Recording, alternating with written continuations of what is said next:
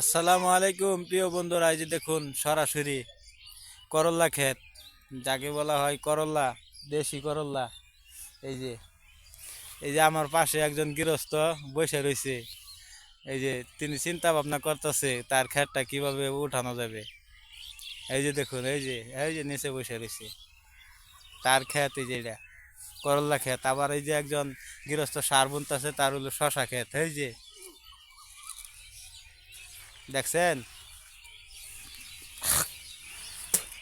এই যে আমাদের বড় গৃহস্থ, তিনি সার বুনতেছে যে ক্ষেত, বান্দা ক্ষেত, তার তো তিনি সার বুনতেছে আর তো ভালো করার জন্য।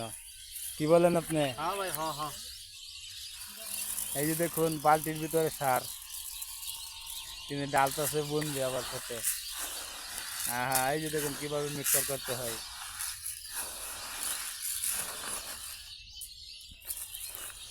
তিনি হইলো আমাদের বড় গৃহস্থ অদূত ভাই। মানুষের মধ্যে বড় কিছু একটা করে দেখাইবার চাই। হ্যাঁ, এই যে তার তার দুইটা কথা আপনারা শুনেন। ভাই আপনি কি বলেন ভাই, দর্শকদের? ইফতারি টাইম হয়ে গেছে, হ্যাঁ, বেশি কিছু বলতে পারলাম না ভাই। ইফতারির টাইম হয়ে গেছে গা, তাই আজকে তিনি বললো না, কালকে আবার আপনাদের সামনে কথা বলবে। এই যে দেখুন সুন্দর সুন্দর বাদাম, অনেক সুন্দর সুন্দর, এই যে দেশি বাদাম। 100 টাকা বাদামের দাম হইলো 20 টাকা 25 টাকা ঢাকা বিক্রি করা হয়, আর আমাদের গ্রামে হইলো মাত্র 10 টাকা।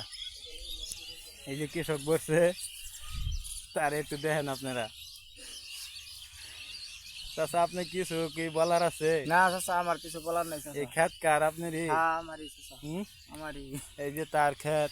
এই যে তিনি ক্ষেতের সামনে বসছে, বিকাল টাইমে ইফতারি টাইমে দিতেছে, দেখতে আসছে।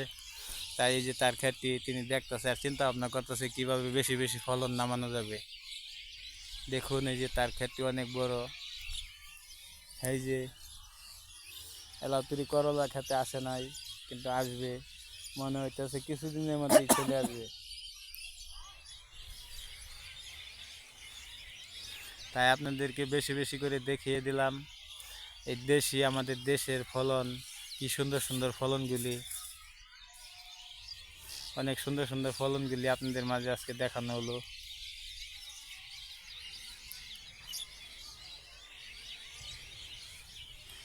এই যে তিনি ঘুরে ঘুরে দেখতেছে তার চারোটা সাইড, যে কীভাবে তিনি এই ফলনটা বেশি করে নামানো যাবে। তাই তিনি এই যে করলা ক্ষেতের চারিদিক দিয়ে ঘুরতেছে।